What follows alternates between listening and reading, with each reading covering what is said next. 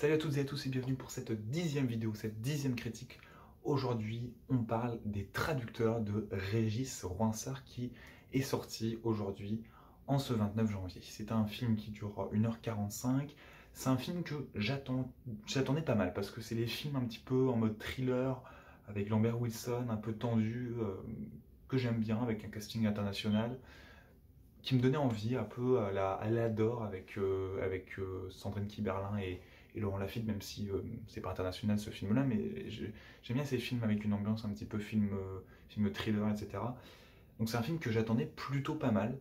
Donc c'est le deuxième film de Régis Ronsard, il avait sorti Populaire, c'était avec Romain Duris, Bérénice Bejo, Déborah François, Miu Miu, Eddie Mitchell. C'était un film qui était plutôt pas mal. Donc c'est son deuxième film. Il y a un bon casting, hein. Lambert Wilson, Olga Kurilenko, il y a Alex Lauter qui joue un des rôles principaux du film qu'on avait vu dans The End of the Fucking World. On a également Sarah Giraudot et Frédéric Shaw. Alors pour faire rapide sur ce film-là, qu'est-ce que ça raconte concrètement? En fait, c'est un best-seller, c'est le troisième tome d'une trilogie du coup, qui va sortir. Et il décide effectivement de proposer quelque chose d'assez incroyable. C'est une sortie internationale en même temps, avec différentes langues. Donc ils vont décider de traduire tout en langues différentes avec des traducteurs qui vont réunir dans un endroit secret, dans une sorte de bunker, dans un manoir. Et en fait, il y a des pages qui vont fuiter. Et donc, évidemment, avec une volonté d'une rançon, etc. Et donc, le but est de savoir qui va tout simplement être dans ce coup-là. Est-ce que c'est quelqu'un parmi les neuf? Est-ce que c'est quelqu'un d'autre? Qui est... Comment? Pourquoi? Enfin voilà, c'est un huis clos, on va dire, hein, tout simplement, dans ce manoir autour de ces traducteurs. Alors, c'est un film que je vous le disais, j'attendais plutôt pas mal, mais j'en ressors de là avec une semi-déception, parce que c'est loin d'être un mauvais film, mais c'est assez mal équilibré. Et là, je me répète sur pas mal de films ces derniers temps, c'est que c'est mal équilibré. On a eu Selfie, où c'était extrêmement mal équilibré entre les différents courts-métrages de cette anthologie. On a eu 1917, que je trouvais ne reposait que sur le principe du plan séquence, et à part ça, il n'y avait pas grand-chose.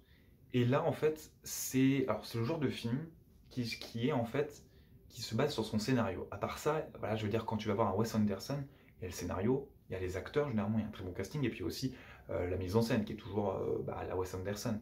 C'est pas mal pour même chose pour Polanski, même chose pour des réalisateurs comme Alfonso Cuarón ou Guillermo del Toro. Donc c'est des réalisateurs qui ont une patte.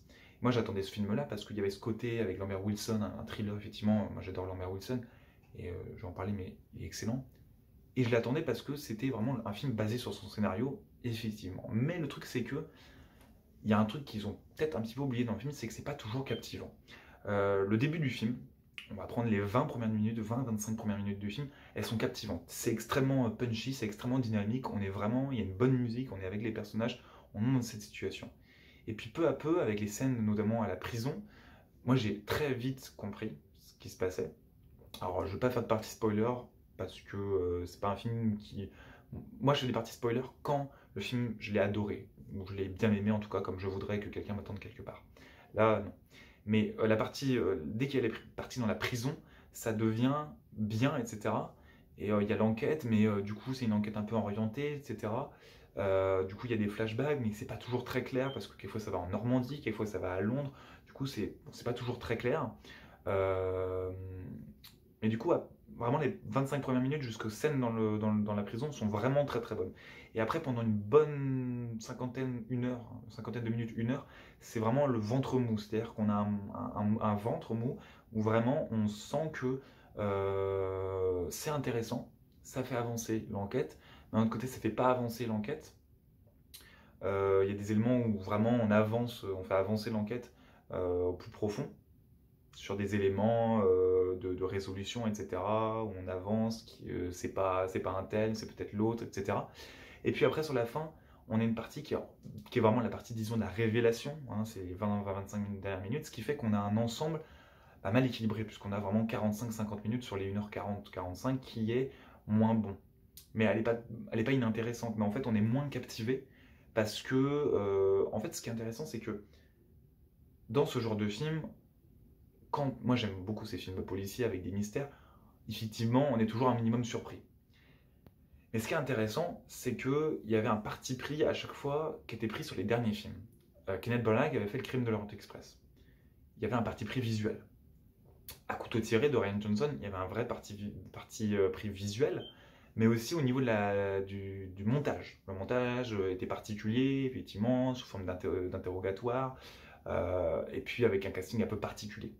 Là, en fait, le scénario tient le bout, mais en fait, on n'est pas toujours captivé. C'est-à-dire qu'on n'arrive pas toujours à se recentrer sur le scénario. Parce que moi, ça me suffit un scénario comme ça. Mais il faut un minimum sur les autres parties. Et j'ai pas tellement aimé le casting, par exemple. Moi, je trouve que le casting, effectivement, quand je reviens vite fait sur le scénario est tout à fait bon. La révélation est tout à fait intéressante. Mais effectivement, on sent quand même venir les choses un petit peu, un minimum, assez vite. Moi, j'ai compris quelque chose dans le scénario de une des révélations, un des twists, assez vite.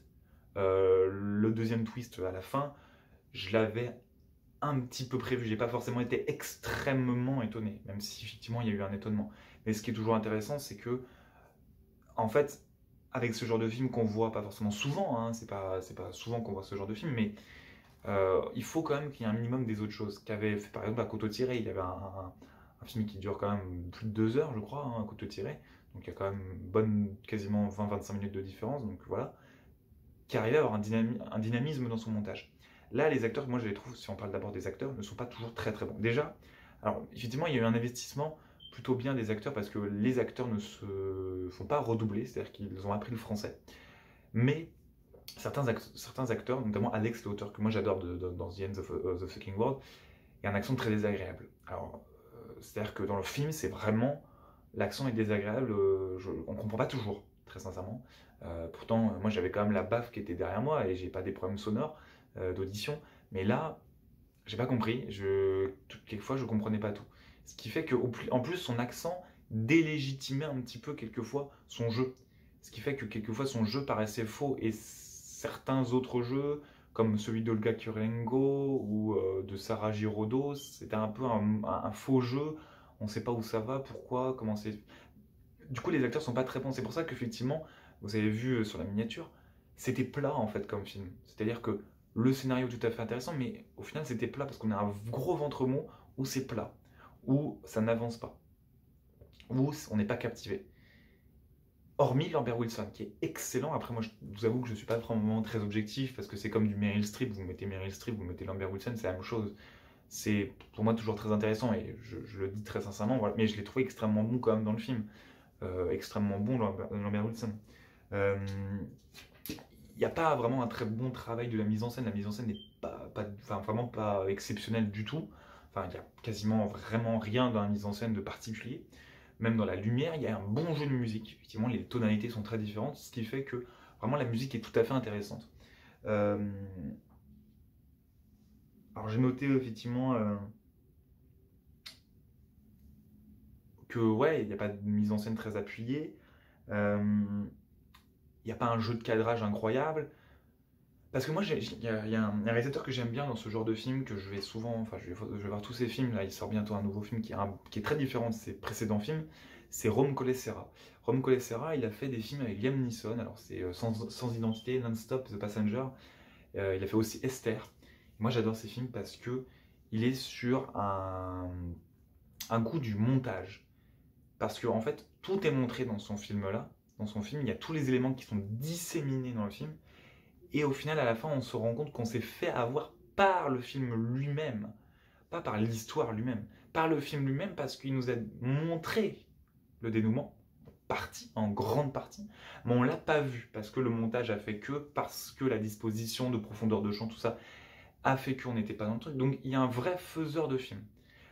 Là, on peut pas le deviner, on peut pas le deviner. Alors c'est pour ça que du coup, ces deux manières de fonctionner différemment, qui sont totalement complémentaires aussi, qui peuvent fonctionner les deux, mais c'est juste que on ne pouvait pas deviner comment dire, le dénouement de ce film des traducteurs. Ce qui n'est pas dommage, puisque sinon ce serait trop simple. Mais du coup, comme je vous le disais, et je me répète effectivement, c'est que le scénario est bon, la partie de début, la partie de fin est très bonne. Mais le ventre mou au milieu fait que ça fait baisser la qualité Et le truc, c'est qu'on s'y retrouve malgré tout, on ne s'y retrouve pas tellement parce que mise en scène vraiment enfin, moi, j'ai rien noté de particulier. Même 1917 avait des idées d'ombre effectivement assez intéressantes, etc. Mais là, j'ai pas trouvé. Les acteurs, vraiment, j'ai trouvé qu'il y avait un surjeu, à part Lambert Wilson, mais là, je suis pas très objectif. C'est pas vraiment un film que je vais vous encourager à aller voir. J'essaie toujours de retirer un petit peu de positif. Selfie avec quelque chose de particulier parce que c'est vraiment une anthologie. Euh, donc c'est quelque chose qu'il faut aller voir parce que c'est pas des choses qu'on va toujours voir au cinéma. 1917 parce qu'il y avait cette idée du plan séquence. Là, il n'y a pas vraiment grand chose. C'est un peu un film du dimanche soir, du dimanche après-midi, Netflix and chill. C'est typiquement voilà, un film posé, on regarde, pas de prise de tête, mais effectivement, il n'y a pas de. À part le scénario, voilà, c'est pas exceptionnel. Je vous laisse sur ça. Je vous embrasse. Likez, partagez, commentez la vidéo sur le format et évidemment sur le film si vous l'avez vu. On se retrouve très très bientôt, dans quelques heures, effectivement, pour une nouvelle critique. Je vous embrasse. Salut.